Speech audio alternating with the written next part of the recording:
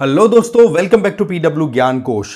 दोस्तों भी रिसेंटली एक न्यूज़ बहुत ही ज़्यादा हाईलाइट रही जिसमें यह देखा गया कि आईएएस ऑफिसर्स को जब उनकी ट्रेनिंग कंप्लीट हो जाती है लबासना से, तो उसके बाद में स्टेट कैडर अलोकेट कर दिया जाता है। तो स्टेट कैडर अलोकेट करने में कहीं ना कहीं उनकी रैंक क्या रही है, उनकी चॉइस क्या रही है, वो देखा जाता है। बट अब क्या देखने को मिल रहा है कि जहां डिपार्टमेंट ऑफ पर्सनल ट्रेनिंग है, जो सेंट्रल गवर्नमेंट का एक डिपार्टमेंट आप कह सकते हैं, उसके द्वारा कुछ ऐसे ऑर्डर्स दिए गए हैं जो कि आईएएस ऑफिसर्स के चॉइस के अगेंस्ट जाता हुआ दिखाई पड़ा। तो यहां पर सवाल यह आता है कि क्या आईएएस ऑफिसर्स को अपनी पसंद की जगह पर काम करने का मौका मिलेगा भी या नहीं, या फिर ये जो पूरा मामला है, इस मामले से हम क्या सीख सकते हैं जिसके चलते फ्यूचर में कभी हमें अगर इस चीज का सामना करना पड़े तो हम क्या करेंगे। तो देखो, बात कुछ ऐसी है कि एक तरफ तो तेलंगाना और दूसरी तरफ है आंध्र प्रदेश। आपको पता है आंध्र प्रदेश का बाइफर्केशन 2014 में हुआ था, जिससे निकल करके तेलंगाना बना। उसी टाइम पर क्या होता है कि आंध्र प्रदेश और तेलंगाना के बीच में जो आईएएस ऑफिसर्स हैं, उनके एलोकेशन को लेकर के एक डिसीजन लिया गया, और वो डिसीजन लिया गया था प्रत्युष सिन्हा कमेटी के रिकमेंडेशन के आधार पर। और उस कमेटी के रिकमेंडेशन के आधार पर कुछ ऑफिसर्स को सीधी बात है तेलंगाना कैडर दिया गया, कुछ को आंध्र प्रदेश कैडर दिया गया। बट अभी रिसेंट टाइम में क्या होता है कि डिपार्टमेंट ऑफ पर्सनल ट्रेनिंग के द्वारा यह कहा गया कि जो आईएएस ऑफिसर तेलंगाना कैडर के हैं, उनको अभी के लिए एक बार आंध्र प्रदेश में जाकर के काम करना होगा। और यही चीज वहां पर भी अप्लाई कर दी कि जिन लोगों को आंध्र प्रदेश कैडर मिला हुआ है वो तेलंगाना में जाकर के अपनी सर्विसेज देंगे। तो ऐसे में एक बार में जो अपनी चॉइस से कैडर लेकर के काम कर रहा है, वहां पे उस इंडिविजुअल के लिए तो प्रॉब्लम हो गई ना कि एक स्टेट से दूसरे स्टेट में आप पहुंचा रहे हो। तो ऐसे में मामला पहुंच गया, आप देखते हो, सेंट्रल एडमिनिस्ट्रेटिव ट्रिब्यूनल के सामने, और इसके बाद में यह केस हाई कोर्ट में गया। वो सारी डिटेल अब हम आगे देखेंगे कि आगे क्या डेवलपमेंट है, लेटेस्ट या अपडेटेड वर्जन क्या निकल के आया इस मुद्दे को। बट हम उससे पहले जान ले कि UPSC foundation courses already run कराए जा रहे हैं पीडब्ल्यू ओनली आईएएस की तरफ से, जिसमें 2026 के लिए जो एस्पिरेंट्स है वो संकल्प ज्वाइन कर सकते हैं हिंदी और इंग्लिश के लिए, और टाइटन ज्वाइन कर सकते हैं इंग्लिश के लिए। 2025 के एस्पिरेंट्स है वो अपनी प्रिपरेशन को कंटिन्यू कर सकते हैं प्रहार के आधार पर, अगर वो इंग्लिश या हिंदी मीडियम से हैं, और टाइटन को कंटिन्यू कर सकते हैं, ज्वाइन कर सकते हैं इंग्लिश मीडियम वाले। रेट है मात्र 8,000 रुपए। इसमें आपको लाइव एंड रिकॉर्डेड क्लासेस के साथ में सीसेट क्लासेस और daily MCQ and mains answer writing और कॉम्प्रिहेंसिव ई बुक्स भी अवेलेबल कराई जाएंगी। Admission are open, explore the description box. तो मामला कुछ ऐसा है कि ये 4 इंडिविजुअल्स है जो तेलंगाना कैडर से हैं, ठीक है। इन्होंने इस ऑर्डर के खिलाफ में department of personal and training को यह कहा कि देखो जी, आपने जो ऑर्डर दिया है प्लीज उसको रिकंसीडर करिए, हम वहां पर जाएंगे तो हमारे लिए मुश्किलें हो सकती हैं। पर department of personal and training ने यह कह दिया कि देखो, एडमिनिस्ट्रेटिव सिचुएशन या जो भी सर्कमस्टांसेस है उनको ध्यान रखते हुए ही हम यहां पर डिसीजन लेते हैं आपकी पोस्टिंग को लेकर के।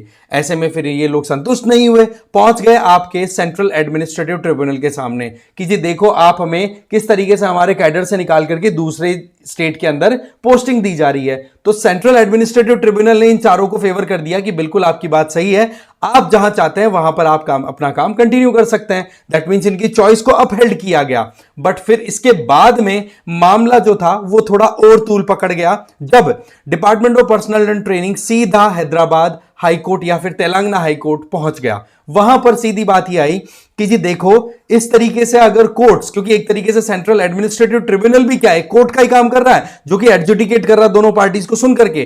तो कैट ने यहां पर किसको सपोर्ट किया? उन चारों कैंडिडेट्स को कि भाई ठीक है, आप तेलंगाना से कंटिन्यू करो। बट पॉइंट क्या निकलता है कि यहां पर इस तरीके से केसेस अगर कंटिन्यू बनते चले गए तो सेंट्रल एडमिनिस्ट्रेटिव ट्रिब्यूनल के सामने पता नहीं कितने केसेस आ जाएंगे, केवल और केवल ट्रांसफर और अपॉइंटमेंट्स को लेकर के ही। तो ऐसे में तेलंगाना हाईकोर्ट के पास में जब यह केस पहुंचा तो तेलंगाना हाईकोर्ट ने department of personal and training की बात को अपहेल्ड कर दिया कि जी देखो, प्रत्युष सिन्हा कमेटी के रिकमेंडेशन के आधार पर जो 2014 में बाइफर्केशन हुआ था आंध्र प्रदेश का, उसके रिजल्ट के तौर पर 2015 में जो अपॉइंटमेंट्स हुई है या जो अलोकेशन हुआ है इन आईएएस ऑफिसर्स का, वो कहीं ना कहीं एकदम जायज है।